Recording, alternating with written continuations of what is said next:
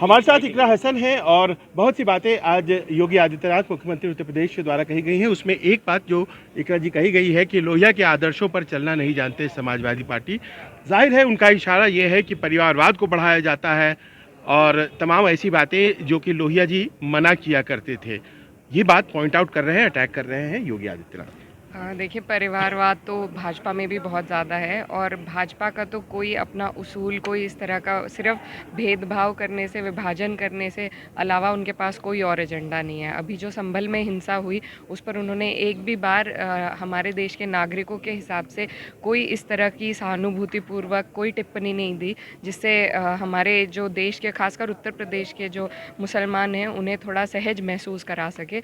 तो ऐसे जो लोग हैं वो अपनी सीख अपने पास रखे और पहले अपने गिरवान में जाके। मेरा एक ही और प्रश्न है और वो ये है कि उन्होंने कहा है कि संभल की जो घटना है, आपने संभल की चर्चा की, वो दरअसल बांग्लादेश में जो हो रहा है उसी से जुड़ी हुई ये घटना है और व्यापक दृष्टि से देखने की ज़रूरत है। ये वही लोग हैं जो कि बांग्लादेश में भी घटना को अंजाम देते हैं, संभल में भी अंजाम देते हैं। देखिए, इंटरनेशनल अफेयर्स पे हम तब बात करें जब हमारे अपने हालात सुधरे हुए हों। तो जिस तरीके के हालात उन्होंने उत्तर प्रदेश में बना रखे हैं, पहले वो उस पर ध्यान दें और बाद में बाहर के देशों पर टिप्पणी करें। और मैं नहीं कुछ भी कहना चाहती हूँ, जब हम सिर्फ अपने देश के बारे में, अपने देश के हालात के बारे में पहले चर्चा करना चाहेंगे, बाकी बातें बाद में। देखिए, लगातार इस तरीके से वो टारगेट करके जो माइनॉरिटी पर अटैक करते हैं, मेरे ख्याल से वो बहुत गलत है। और जो संभल में हुआ है और जिसको वो 500 साल पहले से जोड़ रहे हैं, तो उस वक्त राजशाही शासन हुआ करते थे।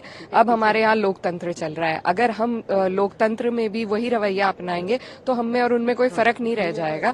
तो आज डेमोक्रेसी है, हमारे पास कॉन्स्टिट्यूशन है, कॉन्स्टिट्यूशन के आधार पर देश चलना चाहिए।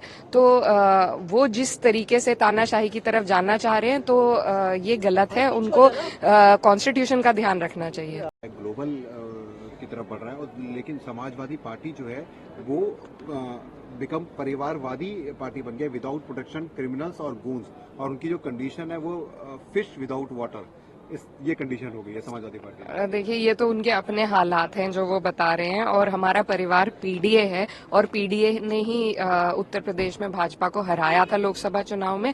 और आगे भी जो पीडीए का परिवार है मजबूती से इन तानाशाहों का मुकाबला करेगा। और रही बात अयोध्या की, तो इस बार उन्होंने वहां पर चुनाव इसीलिए नहीं होने दिया क्योंकि वहां पर ये दोबारा हारते।